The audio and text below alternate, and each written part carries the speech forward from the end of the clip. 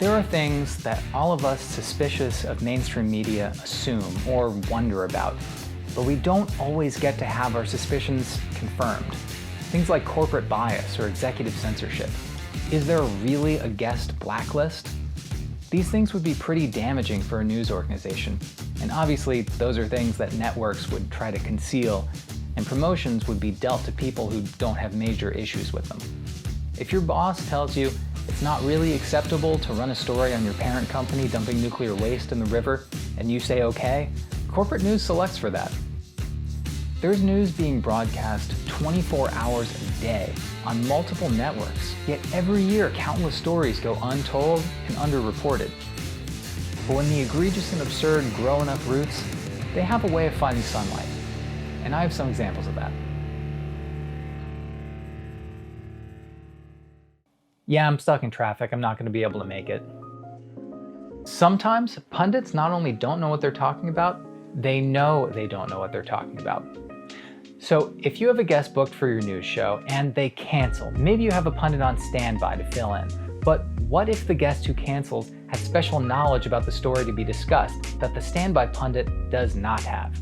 So one day at MSNBC, there was a segment scheduled to discuss this weird murder trial where multiple parties were being tried for the same murder. And the special guest they have booked calls and says, like I said, stuck in traffic, not going to be able to make it. So they tapped Jeff Cohen, who was on standby, and had only minutes to prepare before he goes in front of like 250,000 people to have a debate.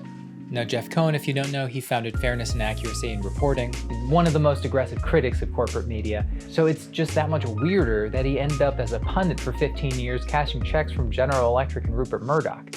He also wrote this book describing his time at CNN, Fox, and MSNBC. And this video and this list are inspired by that book. Now, pundits get by because they're good performers. Punditry is a performance, and people who get asked back are good at it. Some people get to try out maybe once and they don't get asked back because they're not good on camera or whatever. But doesn't that story just make you wonder how often these pundits are just relying on their ability to perform? How often they're talking about things they've literally just read about? Maybe they veer off to an adjacent topic they do know about, kind of concealing the fact that they're not really sure about the thing that's on the lower third.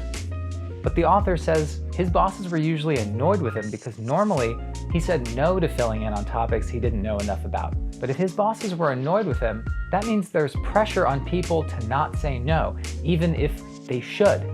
If you're a pundit talking about things you're not sure about, your commentary is a chintzy stand-in for news. And maybe that's why so many cable segments feel like a husk of information.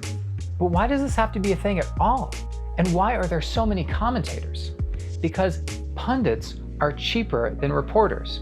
I was watching John King on his giant iPad during the election, and I thought, where did he come from? So I looked him up on Wikipedia, and his Wikipedia is really short. All of these people have really short biographies. And I thought, how is this journalist, who's been on CNN for like 30 years, broadcasting to 1 million people a day, how is there nothing in his biography?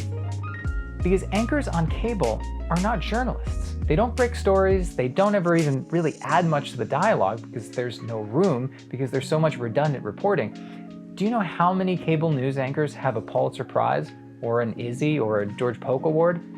None of them. They maybe have an Emmy, but recognition for just actual journalism? A handful, between all the anchors on all the networks. For most of these anchors, their biggest professional accomplishment is acquiring their current job as anchor. One caveat to the wiki thing though, is that Fox News anchors have actually really huge Wikipedia entries, a lot of it documenting reprehensible things they've said on air.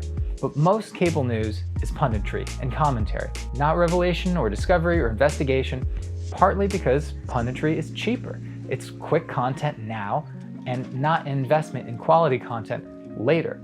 And personalities are profitable. People watch Laura Ingraham because they enjoy her. Now, why would someone with an otherwise serviceable frontal lobe be attracted to Laura Ingraham's braying? That may be unknowable, but investigating a story and being thorough and getting it right, that's expensive, could take a long time, it's not a guarantee of ratings and thus ad sales, and what's the point in doing journalism anyway? Because you don't even need a story to be true for it to serve its purpose as a vehicle for ads. And that's because report first, verify later, and never issue corrections.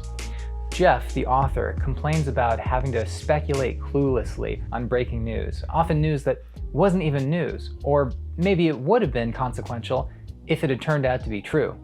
Do you remember when Russia hacked the energy grid to possibly deny Vermont heat in the winter? A Vermont utility company found Russian hacking malware on one of its computers. Lots of cable coverage.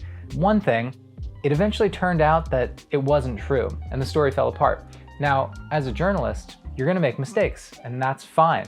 But on cable news, mistakes are never addressed, because after the story was debunked, no one ever mentioned it again. They just stopped reporting on it. I mean, I couldn't find anything correcting it. So if you didn't read somewhere else that it had been debunked, I mean, I assume you just still think that that happened. Or if you want a Fox News example, how about the fact that they called COVID a hoax and then claimed that they never called it a hoax? Scaring the living hell out of people, and I see it again as like, oh, let's bludgeon Trump with this new hoax. By the way, this program has always taken the coronavirus seriously, and we've never called the virus a hoax. I mean, that's even more egregious. But the point is, there's ostensibly no feeling of obligation on the part of the broadcaster to correct errors.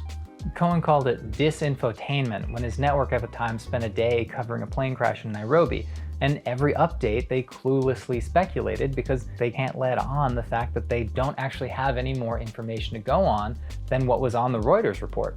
But they have to do it with urgency. The situation on the ground, were people killed, how many, who was flying, were the pilots drinking, whatever the segment was.